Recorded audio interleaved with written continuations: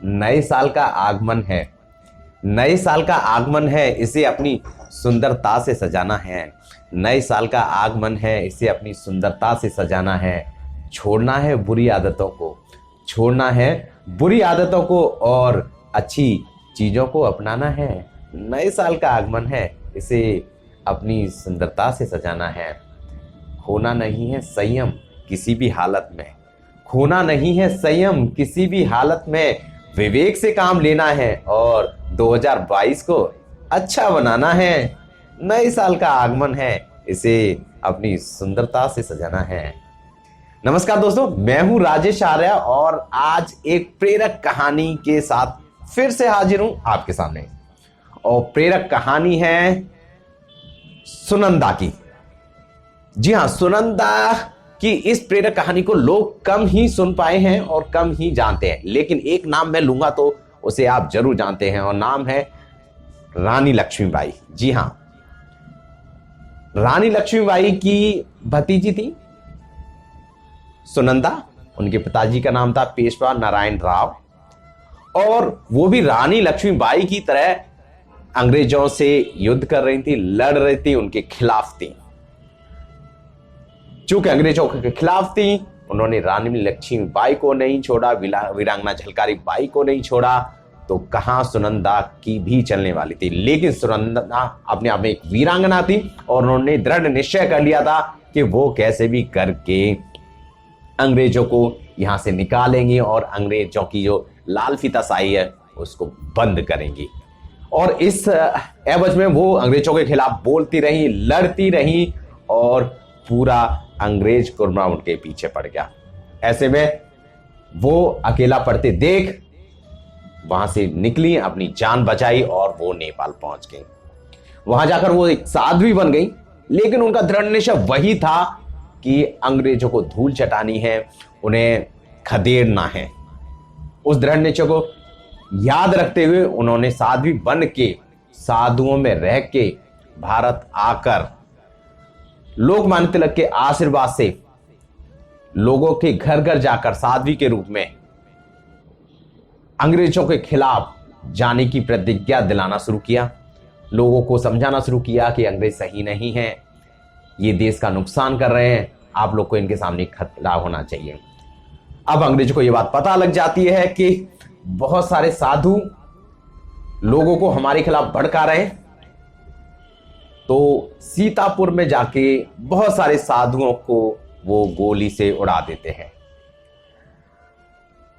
अब ऐसे में एक बार फिर से इन्हें अपनी जान की बाजी लगाकर बचना पड़ता है और वो चली जाती हैं कैलकाटा। कैलकाटा में वो महाकाली कन्या विद्यालय एक तैयार करती हैं, जहां पे लोगों को, महिलाओं को पढ़ाया जाता है। वो बिल्कुल स्वदेशी था। 1906 में 16 अगस्त को रक्षाबंधन वाले दिन वो तय करती हैं, लोगों को बताती हैं और एक आंदोलन बड़े तौर पर खड़ा करती हैं स्वदेशी के लिए कि अंग्रेजों की कोई चीज नहीं अपनाएंगे, हम स्वदेशी को ही मान्यता देंगे। और ये इतना बड़ा आंदोलन था कि अंग्रेजों के पैर उखड़ जाते हैं। आखिरकार इसी लय में, इसी देशभक्ति में बहते बहते 1907 में ये तपस्विनी अपनी जान दे देती हैं, भगवान को प्यारे हो जाती हैं। और ये घटना थी कोलकाता की। कुल मिलाकर देखा जाए तो एक ऐसी महिला जो भारत की थी, जिसके परिवार के ज्यादातर लोग जा चुके थे, वो एक राजमहल में रहने वाली थी और तपस्विनी की जिंदगी जीकर, देशभक्ति की जिंदगी जीकर, साध्वी की जिंदगी जीकर अपने दृढ़ निश्चय को हमेशा बनाए रखी और उन्होंने देश की, समाज की और भारत की सेवा की। तो ऐसा दृढ़ निश्चय एक प्रेरणा का विषय है। मेरे दर्शकों से यही अनुरोध है कि इस प्रेरक कहानी से ये सीख लें कि अगर हम कोई दृढ़ निश्चय कर लेते हैं, मन बना लेते हैं, तो हमारा पूरा जीवन उसके लिए जा सकता है और उसी में हमें खुशी मिलती है। और जिस चीज में खुशी मिलती है वही जीवन का रास्ता तय करता है। हम आज उलझ गए हैं कमाने में, लड़ने में, झगड़ने में, लेकिन हम कहीं ना कहीं अपना जो माध्यम है, जिसके लिए हम लोग आए हैं, जिसके लिए प्रकृति ने, भगवान ने हमें भेजा है, उसे हम भूल गए।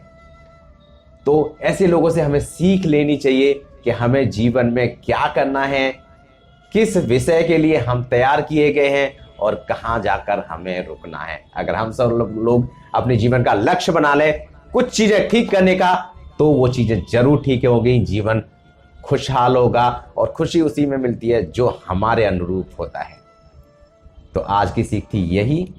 अगर आप ऐसी ही अन्य कहानी सुनने चाहते थे, इसी चैनल पर बने रहे, मैं ऐसी ही कुछ खास कहानियां लेकर आपके लिए हाजिर होता रहूंगा। नया साल आ चुका है, मेरी तरफ से आप सबको और आप सबके परिवार को नए वर्ष की हार्दिक शुभकामनाएं।